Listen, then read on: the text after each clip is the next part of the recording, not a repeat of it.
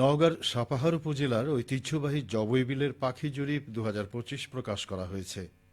গতকাল উপজেলা নির্বাহী কর্মকর্তার কার্যালয়ে হলরুমে জবইবিল জীববৈচিত্র্য সংরক্ষণ ও সমাজকল্যাণ সংস্থার আয়োজিত অনুষ্ঠানে প্রধান অতিথি ছিলেন উপজেলা নির্বাহী কর্মকর্তা রোমানা রিয়াজ।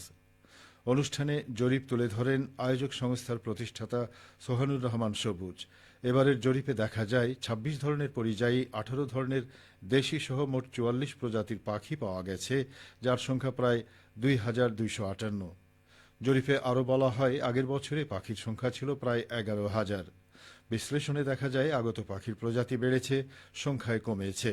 এর কারণ হিসেবে যথাযথ আবাসস্থলের নিরাপত্তা বিধান না করা, নিয়ম না মেনে মৎস্য আহরণ ও খাদ্য সংকট উল্লেখ করা হয়। অনুষ্ঠানে বক্তাগণ জবইবিলের জীববৈচিত্র্য সংরক্ষণে সবাইকে আরও সচেতন থেকে কাজ করার আহ্বান জানান।